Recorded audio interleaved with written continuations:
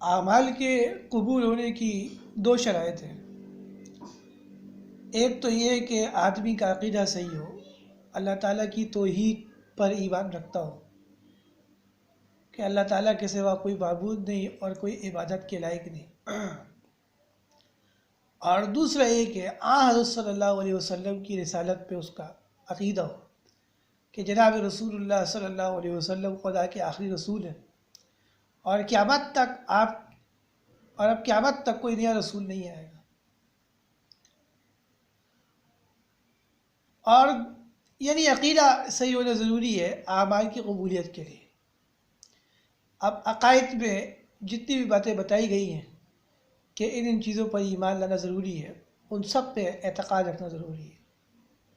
اور عقیدے کے بعد اعمال کی قبولیت کے لیے دوسری شرط یہ ہے کہ آدمی رزق حلال کھائے۔ خدا نخواستہ اگر پیٹ کے اندر کوئی لقمہ حرام کا گیا تو اللہ تعالیٰ کے یہاں کوئی بھی عبادت قبول نہیں ہوگی۔ بعض لوگوں کا عقیدہ تو صحیح ہوتا ہے الحمدللہ، لیکن یہ کہ رزق حرام کھاتے ہیں، جس کی وجہ سے ان کی جو عبادات ہیں وہ اللہ تعالیٰ قبول نہیں فرماتے۔ حدیث شریف میں لا يدخل الجنة جسد غذي بالحرام، وہ جسم جنت میں نہیں جائے گا جس کی پرورش حرام مال سے ہوئی ہو۔ اور صحیح مسلم میں ہے کہ ایک آدمی بڑی دور سے سفر کر کے آتا ہے بیت اللہ، اور بال بھی اس کے بکھرے ہوئے ہوتے ہیں اور جسم پہ مٹی لگی ہوتی ہے، وہ بال آلود ہوتا ہے، اور وہ بیت اللہ میں آگے کہتا ہے اے اللہ اے اللہ، تو رسول اللہ صلی اللہ علیہ وسلم فرمایا اس کی دعا کہاں سے قبول ہوگی؟ اس کا کھانا حرام، پینا حرام، اس کا لباس حرام۔ تو اس لیے حلال کھائیں، حلال کھانے سے عبادات قبول ہیں۔ اور آج کل تو حرام کی مختلف ذرائع ہیں، لوگ رشوت بھی لیتے ہیں اور بینکوں پہ انٹرسٹ پہ پیسہ رکھواتے ہیں، سود پر وہ بھی کھاتے ہیں۔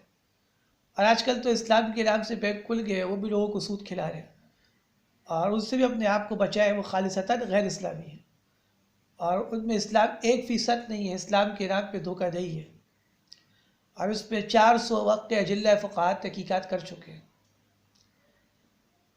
تو بہرحال ہر قسم کے حرام لقمے سے اپنے آپ کو بچائیں، چاہے اس کی آمد کا کوئی بھی ذریعہ ہو، لیکن اگر وہ رزق حرام ہے تو اس سے آپ کو اپنے آپ کو بچانا پڑے گا، کیونکہ رزق حرام کھانے والے کی کوئی عبادت قبول نہیں ہے۔ تو حاصل یہ نکلا کہ جس شخص کا عقیدہ بھی صحیح ہو اور کھائے بھی وہ رزق حلال، تو اللہ تعالیٰ کے یہاں اس کی عبادات قبول ہے۔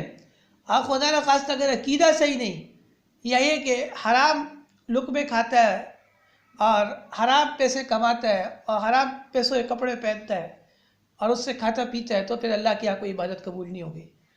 عبادت ادا تو ہو جائے گی لیکن ثواب نہیں ملے گا۔ نماز پڑھے گا فرض ادا ہو جائے گا، حج کرے گا فرض ادا ہو جائے گا، لیکن ثواب سے وہ محروم ہو جائے گا۔ اس لیے اگر یہ چاہتے ہیں کہ اپنی عبادات قبول ہو تو عقیدہ بھی صحیح رکھے اور اپنے اعمال بھی صحیح رکھے۔